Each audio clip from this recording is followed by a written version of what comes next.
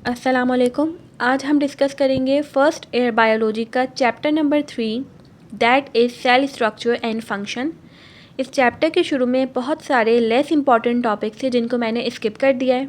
हमारा first topic है cell wall. हम सबको पता है कि cell wall outermost boundary होती है सेल की। ये नॉन लिविंग होती है और स्टिफ यानी कि हार्ड होती है, लेकिन ये हर सेल में प्रेजेंट नहीं होती, सिर्फ बैक्टीरियल, फंगल, एल्गल और प्लांट सेल में होती हैं। एनिमल सेल में ये मौजूद नहीं होती। सेल वॉल बनी होती है डिफरेंट पॉलीसेकेराइड्स की, जिनमें सेलुलोज और पैक्टिन भी आ जाते हैं।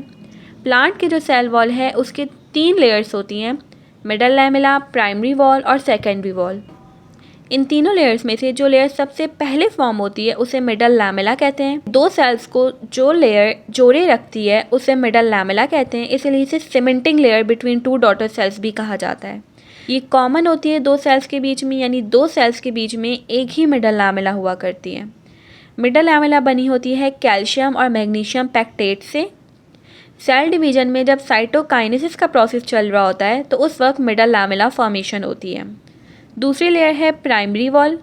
प्राइमरी वॉल मिडल लैमेला के दोनों साइड पे बनेगी, यानी इस सेल की प्राइमरी वॉल मिडल लैमेला के इस तरफ बनेगी और इस सेल की प्राइमरी वॉल मिडल लैमेला के इस तरफ बनेगी। जब सेल मैच्योर हो जाएगा तो प्राइमरी वॉल थिक और रिजिड हो जाएगी। सेल वॉल में कुछ जगहों पर वॉल मटेरियल डिपॉजिट यानी जमा नहीं होता और वहाँ पे सुराख या जगहें खाली रह जाती हैं। इनको प्लाज्मोडेस्माटा कहते हैं। प्लाज्मोडेस्माटा की मदद से एक सेल दूसरे सेल से कम्युनिकेशन में रहता है और इनका सेलुलर कंटेंट एक से दूसरे में जा सकता है। थर्ड लेयर है सेकेंडरी सेल वॉल। ये सेल की सबसे करीबी लेयर होती है। सेल के अपने प्लाज्मा मेम्ब्रेन और प्राइमरी सेल वॉल के बीच में बनती है। ये हर सेल में प्रेजेंट नहीं होती, सिर्फ हार्ड टिश्यूज़ के सेल में प्रेजेंट होती है। सेकेंडरी सेल वॉल बहुत थिक और रिजिड होती है क्योंकि इसमें लिग्निन, इनऑर्गेनिक सॉल्ट और बहुत सारी वैक्सेस डिपॉजिट हुई होती हैं। सेकेंडरी सेल वॉल का असल मकसद प्लांट सेल को सपोर्ट करना होता है। सेल वॉल के बहुत सारे फंक्शंस हैं, जिनमें से कुछ ये हैं। ये मैकेनिकल सपोर्ट और प्रोटेक्शन देती है प्लांट सेल को, डेफिनेट शेप में रखती है क्योंकि ये हाइड्रोफिलिक है यानी वाटर फेयरिंग है, तो ये इम्बाइबिंग वाटर में हेल्प करती है और इस तरह से वाटर मूव कर सकता है। सेल वॉल परमिएबल होती है, यानी ये हर चीज़ को अपने अंदर आने जाने देती है। हमारा दूसरा टॉपिक है सेल मेम्ब्रेन। सेल मेम्ब्रेन को प्लाज्मा मेम्ब्रेन भी कहते हैं और यूनिट मेम्ब्रेन भी कह सकते हैं। सबसे पहले बात कर लेते हैं इसके कंपोजिशन की। सेल मेम्ब्रेन के अंदर फॉस्फोलिपिड की बायलेयर होती है।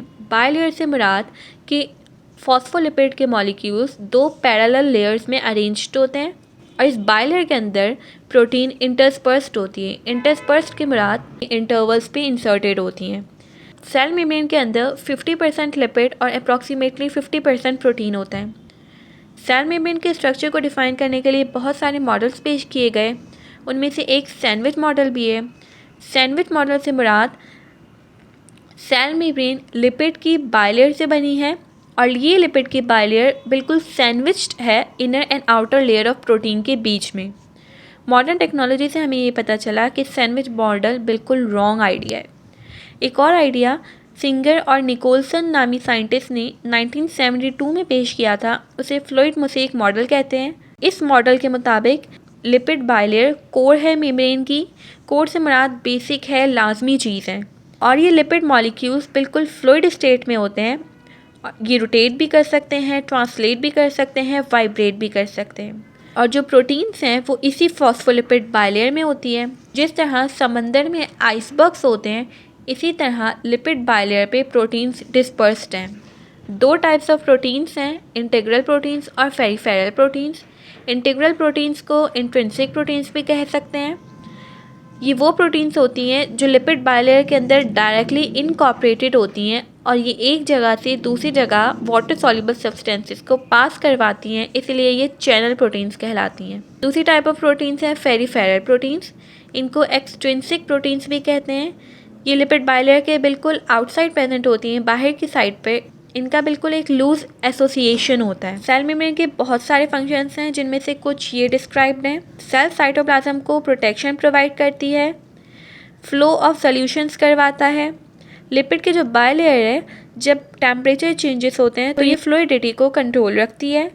सेल मेम्ब्रेन क्योंकि सेमी परमिएबल है तो ये सेलेक्टिव चीज़ों को ही अंदर आने देती है और पोलर मॉलिक्यूल्स और आइंस की जो मूवमेंट है वो सेल मेम्ब्रेन करवाती है। इनमें से कुछ प्रोटीन्स रिसेप्टर बन के काम करती हैं हार्मोन्स के लिए। अल्लाह हाफिज़।